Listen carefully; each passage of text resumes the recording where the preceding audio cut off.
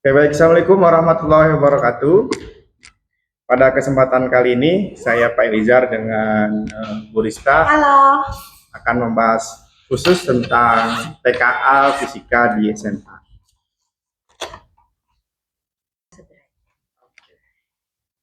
Sebenarnya kalau fungsi TKA itu buat apa sih, Bu Rista? Sebenarnya sih kalau yang saya pahami, kalau dibuat sederhananya, TKA itu sebagai instrumen untuk memvalidasi hasil asesmen yang sudah dilakukan oleh sekolah. Itu Pak El. Karena kan sesudah SMA itu kan ada langkah apa pendidikan lanjutannya ke universitas. Nah, untuk memvalidasi karena di kurikulum Merdeka itu kan semuanya dikondisikan dengan kondisi sekolah masing-masing untuk memvalidasi apakah yang asesmen dilakukan itu sudah memenuhi standar, maka dibuatlah TKA seperti itu Pak El. Jadi mungkin ini tahun pertama ya Bu Rista, Betul, tahun pertama untuk pelaksanaan tes kompetensi akademik. Ya, betul. Jadi adik-adik gak perlu takut, gak perlu khawatir, yang penting persiapan maksimal. TKA Fisika. Nah, jenis soalnya itu terbagi jadi dua, ada soal tunggal dan ada soal grup. Kalau soal tunggal itu soal yang berdiri sendiri, satu soal ya satu jawaban. Tapi kalau misalkan soal grup, satu stimulus soal itu bisa beberapa pertanyaan. Nah, kemudian kalau untuk dari bentuk soalnya, ini bentuk soal terbagi menjadi tiga. Ada pilihan ganda sederhana seperti biasa yang adik-adik kerjain sehari-hari. Kemudian yang kedua ada pilihan ganda kompleks, yaitu model multiple choice, multiple answers. Nah, ini jadi satu soal, ini bisa beberapa jawaban. Dan yang terakhir adalah pilihan ganda kompleks kategori. Biasanya tuh tipikal soal ada pernyataan, kemudian benar atau salah, atau setuju atau tidak setuju. Oke, nah, sekarang kita coba bedah komposisi materi untuk TKA Fisika. Oke, baik. Karena kita guru fisika ya, teman-teman, sehingga kita fokus dengan mata pelajaran fisika saja. Baik. Nah, ini nanti bisa dilihat juga PDF untuk salinannya. Di sini sudah tertulis muatan dan kompetensi yang diukur TKA Fisika dirangkum dalam tabel berikut. Yang pertama itu materinya untuk kinematika. Yang mana sub materinya ada pengukuran, gerak lurus, kemudian juga gerak lengkung. Kita coba bedah di kompetensi untuk pengukuran Bu ya. Sub materi pengukuran. Pengukuran, namanya juga pengukuran ya Pak El. Kalau namanya pengukuran berarti identik dengan apa? Dengan alat ukur. Oke. Nah, nanti batasan kompetensi yang akan diujikan di TKA tentang pengukuran itu adalah bagaimana siswa bisa membaca hasil pengukuran menggunakan alat ukur panjang. Kita langsung kasih tahu aja ya Pak El ya. Panjang seperti jangka sorong atau mikrometer skrup, ya kan? Kemudian bagaimana siswa bisa menggunakan data hasil pembacaan alat ukur ini dia implementasikan, misalkan untuk mengukur luas atau panjang suatu benda. Ketika kita bicara hasil pengukuran berarti identik dengan angka penting. Maka ketika mengoperasikan data hasil baca alat ukur, kita juga harus paham bagaimana cara mengoperasikan angka penting. Jadi kalau Bu Rista buat komponennya, jadi di soal pengukuran itu ada 3 kemampuan yang anak-anak harus persiapkan.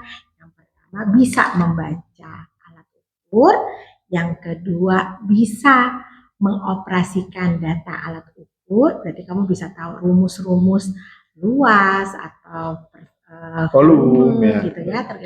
Dan yang terakhir bagaimana kamu benar-benar paham bagaimana menerapkan operasi angka penting.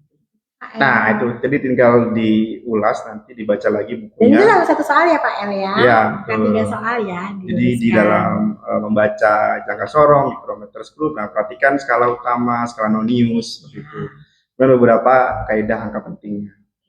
Untuk berikutnya di submateri gerak lurus, Bu Baik, Rista. gerak lurus. Nah, gerak lurus itu kita fokuskan pada besaran-besaran yang sering yang kita temui, atau namanya juga kinematika ya. Kinematika berarti dampak yang muncul dari gerak dengan lintasan lurus. Nah, untuk kajian di SMA itu kan gerak lurus ada dua ya, gerak lurus beraturan dan gerak lurus berubah beraturan. Nah, ini satu soal teman-teman. Nah, satu soal ini nanti kita diminta untuk menentukan salah satu besaran dari gerak lurus. Teman-teman masih ingat salah satu kinematika gerak lurus itu apa?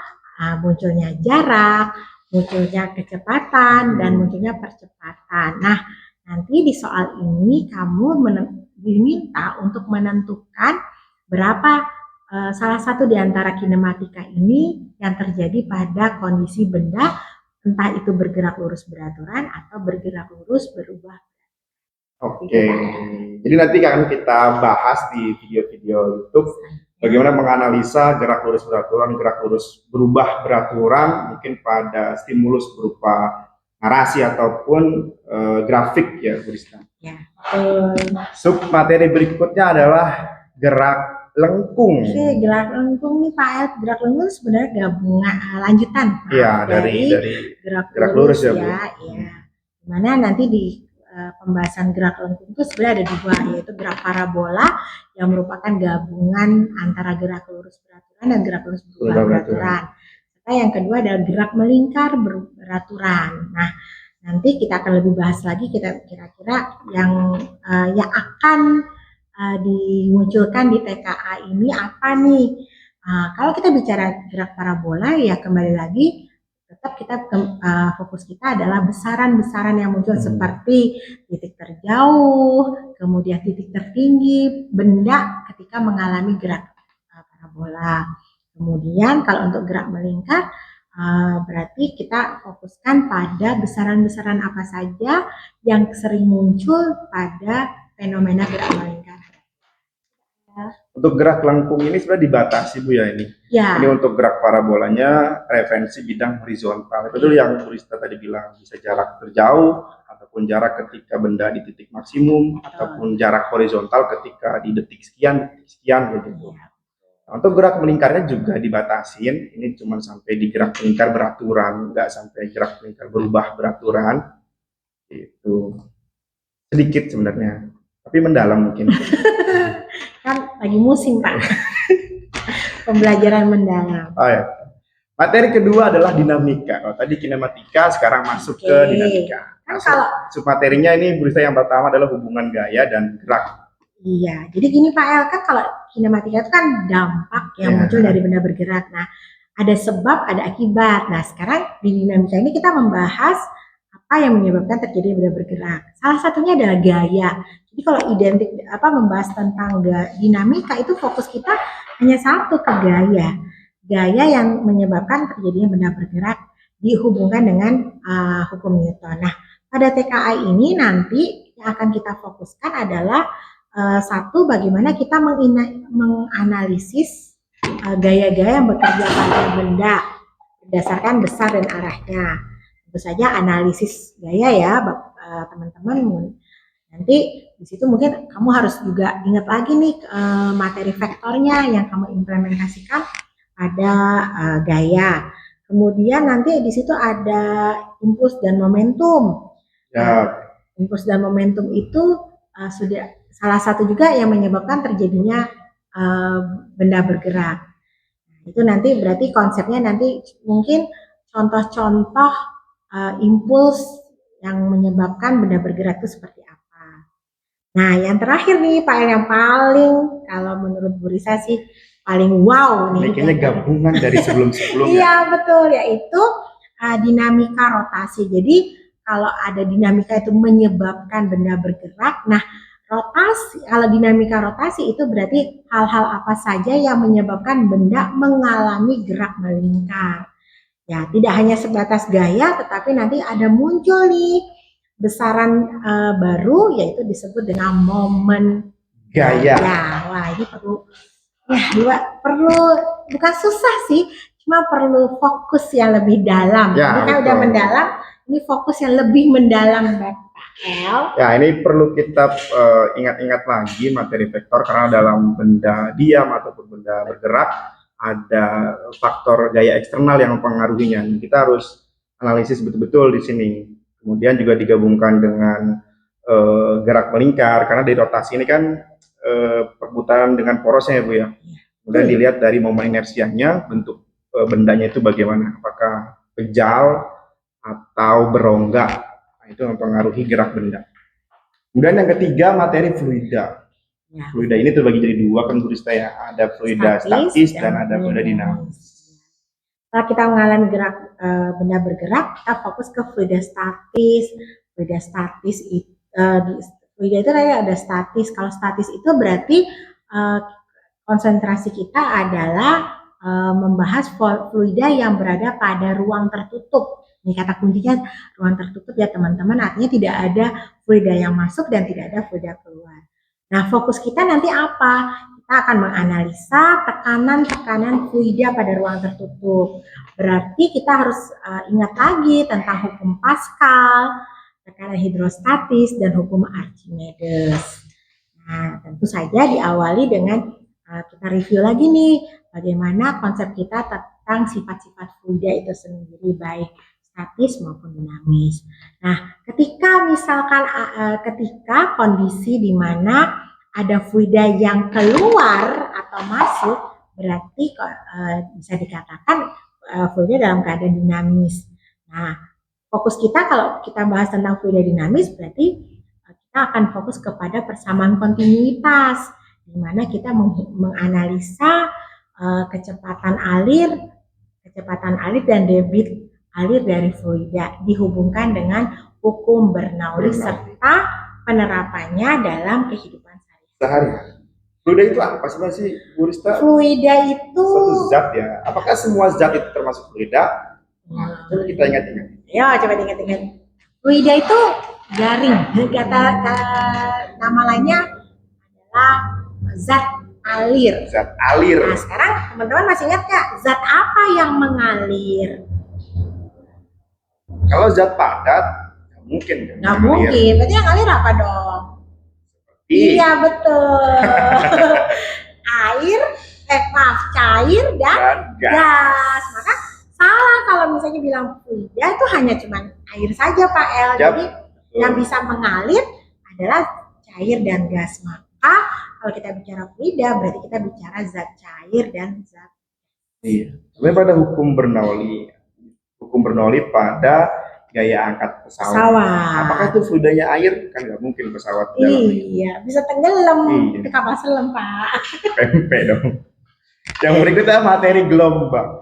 Gelombang ada gelombang bunyi dan ada gelombang cahaya ya Gusta. Iya betul. Gelombang bunyi berkaitan dengan gelombang mekanik dan juga intensitas bunyi, taraf intensitas bunyi. Nah, yang lagi jadi pembahasan sekarang ini seperti sound horeg Gusta ya. Itu yang taraf intensitas bunyinya luar biasa. Ya. Dan memang sepertinya kalau kita lihat di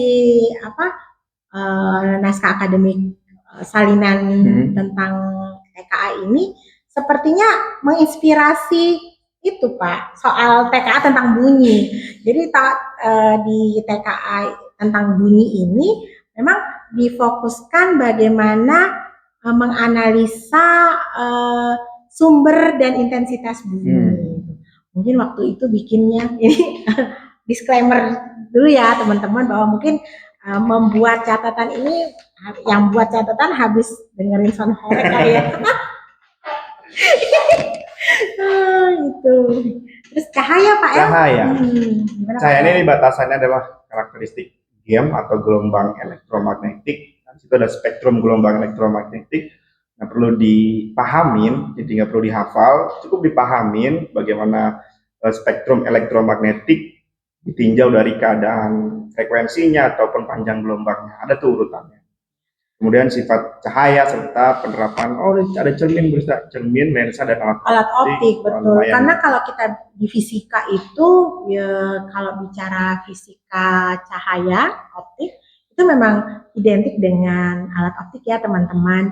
Alat optik mulai dari alat optik yang paling sederhana yaitu mata hingga yang lebih kompleks seperti teropong, di mana dalam teropong ada beberapa lensa yang diterapkan. Pokoknya kalau dipikir-pikir, kenapa ya Bu Rista, ini kan submaterinya cahaya. Kenapa kok masuk ke alat optik?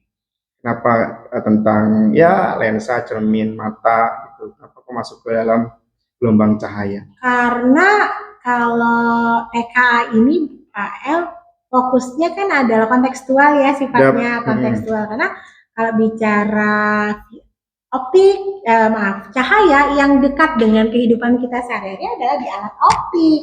Maka kontekstual dari cahaya itu adalah di alat optik. Makanya dia angkatnya alat optik. Selain itu juga benda bisa terlihat sama kita dengan alat-alat optik lainnya itu karena ya tadi ada cahaya. Kalau nggak ada cahaya maka gelap seperti mati lampu. Terus materi berikutnya adalah kalor dan termodinamika. Submaterinya yaitu kalor dan perpindahannya. Di sini untuk uraian materinya adalah pengaruh kalor terhadap kenaikan suhu, kemudian perubahan wujud zat, dan faktor-faktor yang mempengaruhi perpindahan kalor dalam kehidupan sehari-hari. Perpindahan kalor kan ada 3 berita ya. Ya. Ada konveksi, radiasi, sama konduksi. Oke. Konduksi, konveksi, radiasi. Oh iya, konduksi, konveksi, dan radiasi gitu. Kemudian ada batasan ininya nih materinya. Di sini kalor untuk perubahan suhu, perubahan wujud, pemuaian, perpindahan kalor, serta peristiwa pencampuran zat. Ya, nanti lebih lanjutnya kita bahas di video. Yang berikutnya pemanasan global, submateri untuk pemanasan global. Ya, pemanasan global ini salah satu kontekstual kalor dan termodinamika dalam kehidupan sehari-hari, karena memang ini sebenarnya inspirasinya mungkin saat ini yang terjadi ya Pak El, bahwa memang ada kenaikan suhu bumi, kemudian ada perubahan iklim, itu ternyata berawal dari pemanasan global. Nah, ini mungkin soalnya nanti bercerita tentang bagaimana analisa kita mengkritisi dengan fenomena alam yang saat ini dari sudut pandang kalor dan termodinamika. Analisa dari teman-teman. Yang berikut ada submateri gas ideal. Gas ideal ini sebenarnya dia lebih ke arah pemuaian gas ya, menjelaskan tentang karakteristik gas ideal. Karena kalau bicara suhu itu hal yang paling sensitif dengan perubahan suhu itu sebenarnya ada di gas. Jadi nanti ini juga kayaknya sepertinya hanya sebatas mengidentifikasi besaran apa saja yang berdampak pada perubahan suhu pada ruang gas pada ruang tertutup. Nah, pastinya kita harus ingat tentang hukum Boyle, Gay-Lussac, dan terakhir persamaan gas ideal. Namanya gas ideal. Sebenarnya emang ideal Bu gasnya? Kayaknya enggak ya? Diasumsikan. Diasumsikan gas ideal. Lanjut, termodinamika. Oke, termodinamika.